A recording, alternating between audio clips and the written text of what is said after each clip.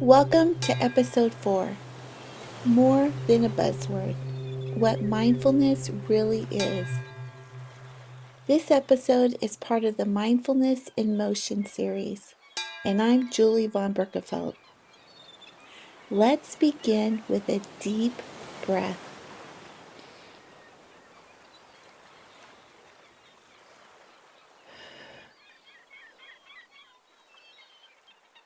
Now, let's talk about a word that gets used a lot, but often without depth: mindfulness. It's easy to reduce it to deep breaths and yoga mats, to treat it like a trendy tool rather than a transformational way of being. But for those of us working in education, especially in high stress environments, mindfulness isn't a luxury, it's survival. And more than that, it's a practice of seeing, feeling, and choosing with awareness. At its core, mindfulness means paying attention in the present moment on purpose without judgment, according to Jon Kabat-Zinn. It's about noticing what's here without trying to fix it right away. It's about responding rather than reacting. And when we bring that to education, it changes everything. It helps teachers recognize their own emotional states. It gives students space to slow down and self-regulate. It makes classrooms feel safer, not just academically, but emotionally.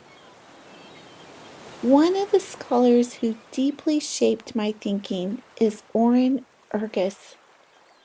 His work framed mindfulness not just as a classroom tool, but as a philosophy of education, something that shapes how we learn, how we relate, and how we evolve together. He proposes that mindfulness can exist in, as, and of education. Mindfulness in education refers to techniques, breathing, focus, presence, used within school structures. Mindfulness as education means education itself becomes the act of cultivating presence, reflection, and compassion.